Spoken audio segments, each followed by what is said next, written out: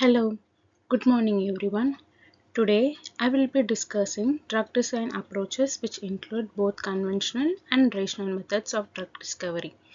Drug design plays a crucial role in the development of new medicines, helping to improve efficacy, safety, and patient outcomes. Now, what is conventional drug design? Conventional drug design, also known as traditional drug discovery, relies on screening large numbers of compounds to find one with therapeutic effects.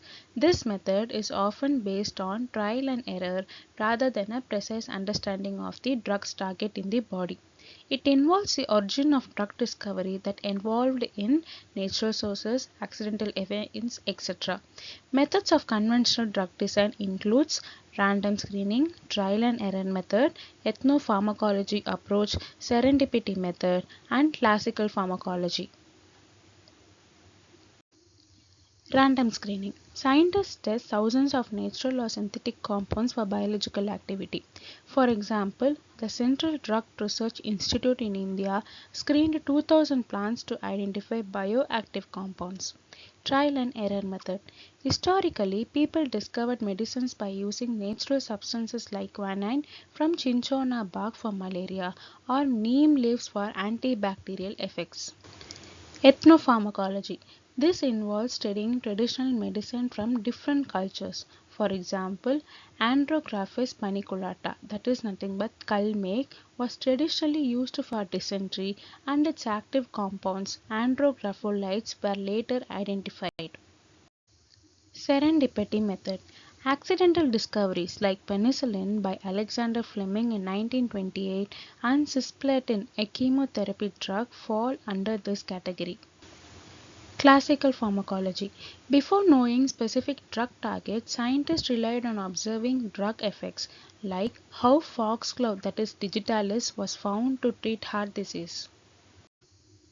Characteristics of conventional drug design. Chemical screening. Large libraries of chemical compounds are tested. Hit to lead identification. Hits or active compounds are refined into lead molecules. Structure activity relationship, that is SAR studies optimize drug properties. Focus is primarily on small molecules. Now, what are the stages of conventional drug design? We have target identification and validation, lead discovery, lead optimization, preclinical testing, and clinical trials. In target identification, scientists identify a biological molecule linked to a disease. After they validate the target molecule. Lead discovery.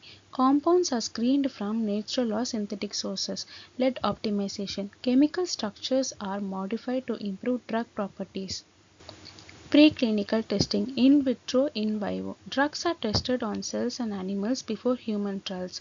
Clinical trials. Safety and efficacy are tested in human volunteers through phase 1, phase 2, and phase 3 trials. Approaches in conventional drug design. Natural products based approach explores bioactive compounds derived from natural sources like plants, microbes, or marine organisms. Example, penicillin, which is an antibiotic from fungi, and paclitaxel, which is an anti-cancer agent from Pacific yew tree. Serendipitous discovery. Accidental discovery of drugs based on unexpected therapeutic effects. Example, aspirin, sildenafil. Synthetic chemistry based approach, synthesizing and testing novel chemical compounds for biological activity. Bioassay guided screening use biological tests to guide the selection of active compounds from mixture or libraries. What is rational drug design?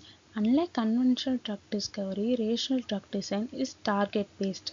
Scientists design drugs based on the specific structure and function of biological targets like proteins or enzymes. It involves using computational techniques and a detailed understanding of the molecular interactions and structures involved in a particular process to design and synthesize compounds that are likely to have the desired biological activity.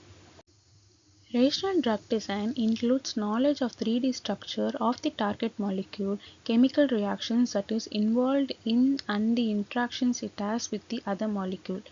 This information helps researchers to design and synthesize compounds that are likely to interact with the target molecule. This can be done through a variety of computational techniques include CAD, that is nothing but the computer aided drug design, molecular docking and molecular dynamic simulation. This rational drug design have two types, that is structure based drug design SBDD and ligand based drug design. Structure based drug design uses the 3D structure of the target determined by techniques like X-ray crystallography or cryo-electron microscopy. Computer models predict how molecules will interact with the target. Then, ligand-based drug design (LBDD) uses knowledge of molecules that already bind to the target. Techniques like quantitative structure-activity relationship, that is QSAR, help design better drugs. Computer-aided drug design. You can view this table below, right? In this top column indicates the protein structure, whether we know them or not known. And the left column says the ligand structure is known or unknown. So from this we can conclude that if the protein and ligand structure is known, we call it as structure-based drug design. If the protein is unknown and the ligand is known, we say it as ligand-based drug design. If we know the protein but not the ligand, we call it as de novo drug design. Target identification. In target identification, we have three approaches: genetic and genomic approaches, biochemical approaches, structural approaches.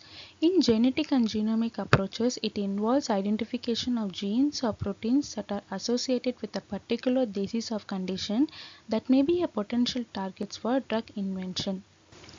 Biochemical approaches. It involves identifying enzymes or molecules that are involved in a particular biological pathway and that may be potential targets for drug invention. Structural approaches. This involves X-ray crystallography or NMR or homology modeling, threading or ABO initio methods to determine the 3D structure of the target molecule and identify the potential binding sites for drug molecules. Lead discovery. As I already said, for lead discovery, we screen the compounds under the natural or synthetic method. Under natural, we have flora, animal, microorganisms, marine, human body. And under synthetic, we have synthetic consideration and combinatorial synthesis and libraries. Under synthetic consideration, we have biosynthesis, full synthesis, molecular modification, semi-synthesis, stereochemistry. Lead optimization, synthesis and optimization. Based on the results of molecular modeling, researchers design and synthesize compounds that are likely to interact specifically with the target molecule in a way that modulates its activity. These compounds are then tested and optimized through iterative rounds of synthesis and testing to improve their activity, specificity, and other properties. As you can view the picture, first photo indicates the identification of a lead molecule for selected target. Second, modification in the lead molecule to increase drug likeness. Third, optimized lead molecule taken for further stages of drug discovery. Molecular docking. Molecular docking involves predicting the binding of a small molecule to a protein or other biomolecule by simulating the interactions between them. It can be used to identify potential compounds that are likely to bind to a target molecule and to optimize their structure and properties. As you can view here, this is how the 3D structure of a protein looks like, and this is how the 3D structure of a ligand looks like. If we implement the protein structure in a docking, this is how the protein structure looks like and this is how the ligand looks like. When it approaches a docking, ligand structure binds to the protein structure according to the binding site or active site of the protein molecule. Tools and techniques in rational drug design. Bioinformatics tools like BLAST, ClustalW for sequence analysis, docking softwares like AutoDock Lite for predicting drug binding, Molecular dynamics includes Chromax, Amber for simulating drug interactions, QSAR softwares like Kendra, Dragon for analyzing the drug structures. Now, differences between traditional and rational drug discovery. Target selection. Under traditional drug discovery, the selection of compounds for screening is often based on chemical diversity and availability. But under rational drug design, the selection of compounds based on their predicted ability to bind to the target's active site and modulate its activity. For target validation, under traditional drug discovery, the initial target identification may be based on disease association or known biological pathways, but the understanding of the target structure and function might be limited. But under rational drug design, comprehensive understanding of the 3D structure and functional of the target protein. Success rate. Under traditional drug discovery, the traditional approach can be time consuming and expensive due to the extensive high throughput screening of large compound libraries. It often has a relatively low success rate in identifying compounds that progress through the drug development pipeline. But under rational drug design, it aims to streamline the drug discovery process by focusing on a smaller set of compounds with higher predicted activity against the target. This targeted approach can increase the efficiency and success rate of drug development.